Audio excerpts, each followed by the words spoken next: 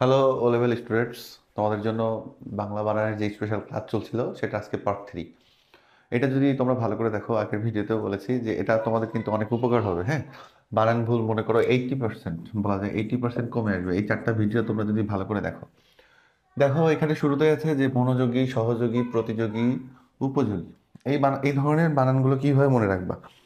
আসলে কিছু শব্দ আছে, যেমন যোগী শব্দের শেষে যদি যোগী থাকে তাহলে যোগী, দেখো সবার শেষে কি আছে? শব্দের শেষে, সবগুলো শব্দের শেষে যোগী আছে।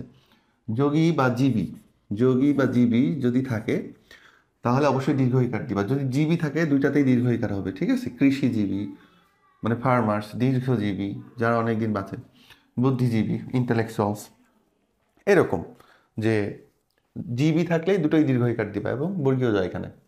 আর যদি যোগী থাকে তাহলে অবশ্যই দীর্ঘইকার হবে। এখন আবার এইখানে দেখো মনোযোগী, মনোযোগিতা। মনোযোগী মানে অ্যাটেন্টিভ, তাই না? অ্যাটেন্টিভনেস, অ্যাটেন্টিভ থেকে যখন অ্যাটেন্টিভনেস হচ্ছে তখন রস্বইকার হয়ে যাচ্ছে এখানে। সহযোগী, সহযোগিতা, প্রতিযোগী, প্রতিযোগিতা, মানে এখানে দীর্ঘইকার, এখানে রস্বইকার হয়ে যাচ্ছে কেন? এই যে তা প্রত্যয়, এটাকে বলে প্রত্যয়। প্রত্যয় কি জিনিস? প্রত্যয় অনেকটা ইংলিশে সাফিক্সের মতো কাজ করে, ঠিক আছে? প্রিফিক্স হলো কি উপসর্গ, আর সাফিক্স প্রত্যয় বলা যায়। তো যখন তা প্রত্যয় যোগ হবে তখন এই সামনের এই যে দীর্ঘ ইকারটা এটা রস্বইকার হয়ে যাবে। দেখো এই যেটা রস্বইকার হয়ে গেছে, এখানে রস্বইকার হয়ে গেছে, তারপর এখানে রস্বইকার হয়ে গেছে। উপযোগী, উপযোগিতা, ঠিক আছে? তাহলে যোগী বানান দীর্ঘ ইকার দিবা, আর যখন সেটা তা প্রত্যয় যোগ হবে তখন সেটা রস্বইকার হয়ে যাবে। এভাবে অনেক বানান কিন্তু আমরা সহজে মনে রাখতে পারি। হ্যাঁ, নিয়মটা যদি মনে রাখতে পারো আর কি। মনোযোগী, মনোযোগিতা, সহযোগী, সহযোগিতা, প্রতিযোগী, প্রতিযোগিতা, উপযোগী, উপযোগিতা, দীর্ঘইকার, রস্বইকার, এইভাবে মনে রাখবা, ঠিক আছে? আচ্ছা, এটা গেল, এটা গেল। আর এটা দেখো নদী, নারী সবগুলো দীর্ঘইকার আছে। বুদ্ধিমতী, ভাগ্যবতী, গুণবতী, দাসী, পাত্রী, এগুলো মূলত সংস্কৃত শব্দ। সংস্কৃত শব্দের যে নারীবাচক বোঝায়, নারী বা ফিমেল, যদি ওয়ার্ড দিয়ে ফিমেল বোঝায় তখন সেটা কি হয়? শব্দের শেষে দীর্ঘইকার দিতে হয়। আবার বলি যে যে শব্দগুলো দিয়ে নারীবাচক বোঝায় বা ফিমেল বোঝায় সেগুলো দেখো, নদী, নদীটা ফিমেল ধরা হয়। হ্যাঁ, তারপরে নারী, বুদ্ধিমতী, ভাগ্যবতী, গুণবতী, দাসী, পাত্রী, কিশোরী, এরকম এগুলো সব ফিমেল বোঝায় এবং দীর্ঘইকার হবে। কিন্তু এইটাতে দেখো এগুলোও ফিমেল বোঝাচ্ছে, মাসি, মামি, কাকি, দাদি, দিদি, চাচি, এগুলোও কি? এগুলোও কিন্তু ফিমেল বোঝাচ্ছে, কিন্তু রসইকার নাই। কেন? কারণ এগুলো সংস্কৃত শব্দ না, এগুলো অন্য ভাষার শব্দ, এই জন্য।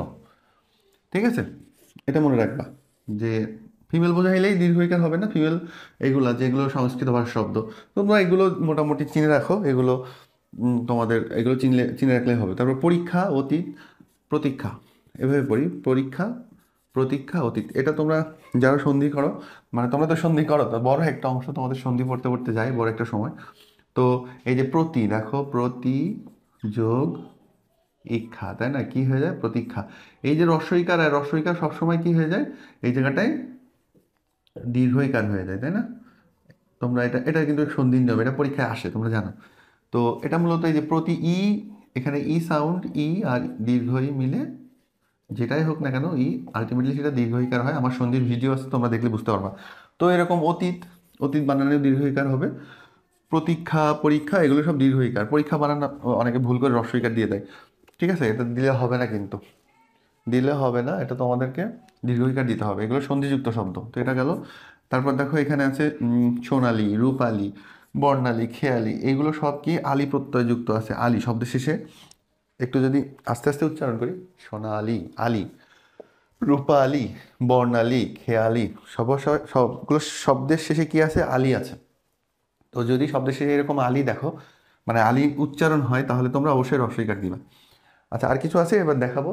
দেখো শব্দের শেষে যদি কারি থাকে, হ্যাঁ, কারি থাকে, এটা কিন্তু দীর্ঘইকারও হয়, আবার রস্বইকারও হয়। এখন আমরা বুঝবো, মনে রাখবো কি করে যে কখন দীর্ঘইকার হবে আর কখন রস্বইকার হবে? একটা ছোট একটা নিয়ম বা কথা যদি মনে রাখো, দেখো সহকারী, উপকারী, এইখানে যতগুলো আছে এইখানে সব দীর্ঘইকার, আর এইখানে কি আছে? রস্বইকার।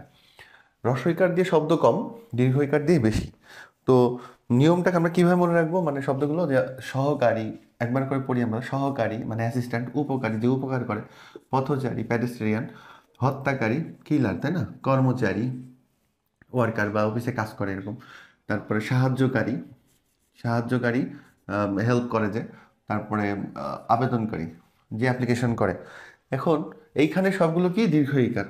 দেখো এই সব শব্দগুলো কিন্তু একটা person, indicating to a person, ঠিক আছে। যদি পার্সন ইন্ডিকেট করে, মানুষকে বোঝাই, ঠিক আছে, কোন একটা ব্যক্তি বা পার্সনকে বোঝাই, তাহলে দীর্ঘ ইকার দিবা। পার্সন ইকুয়াল টু দীর্ঘ ইকার। যদি পার্সন না বোঝায় তাহলে হ্রস্ব ইকার দিবা। তো এই শব্দগুলো যেগুলো বললাম সব কিন্তু রিলেটেড টু পার্সন। তো তোমরা কি করবা, দীর্ঘ ইকার দিবা। আর যদি না হয়, পার্সন যদি না হয়, তাহলে হ্রস্ব ইকার দিবা। যেমন সরকারি, দরকারি, এই শব্দগুলো আমরা কিন্তু প্রায়ই লিখি যে এইটা এটা, তাই না? তাহলে আমরা কি করবো, এখানে হ্রস্ব ইকার দিব। দরকারি, তরকারি। দেখো তরকারি দিয়ে কিন্তু কোনো পার্সন বোঝাচ্ছে না, হ্যাঁ, কিন্তু আবেদনকারী একজন অ্যাপ্লিকেশন, মানে যে অ্যাপ্লিকেশন করছে বা করে তাকে বোঝাচ্ছে। আবার বাহারি, বাহারি কি জিনিস? বাহারি মানে বিভিন্ন রকম, বিভিন্ন বা নানা রকম এরকম, ঠিক আছে। এগুলো হ্রস্ব ইকার দিবা। তো এটা গেল। আরেকটা দেখো যে এখানে কফি, কোম্পানি, লাইব্রেরি, জানুয়ারি, প্রাইমারি, এগুলোতে সব হ্রস্ব ইকার দেওয়া আছে। এখন হ্রস্ব ইকার দেওয়া আছে, এগুলো কিভাবে মনে রাখবো বা বুঝবো কি করে হ্রস্ব ইকার হবে? দেখো সবগুলোতে কিন্তু সবগুলো শব্দ কি ইংরেজি শব্দ। তো ইংরেজি শব্দগুলোতে এরকম যখন ইকার আসবে তখন তোমরা অবশ্যই এটা হ্রস্ব ইকার দিবা, ঠিক আছে।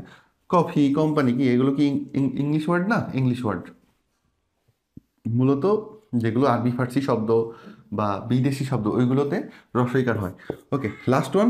এটা আরো সহজ। ইংরেজি, বাঙালি, জাপানি, জার্মানি, আরবি ফার্সি, মানে ল্যাঙ্গুয়েজ অর নেশন। নেশন মানে জাতীয়তা বা জাতি, হ্যাঁ। নেশন বা ল্যাঙ্গুয়েজ এরকম যদি কিছু বোঝায় ওইগুলোতেও আমরা হ্রস্বইকার দিব, ঠিক আছে। ভালো থাকো সবাই।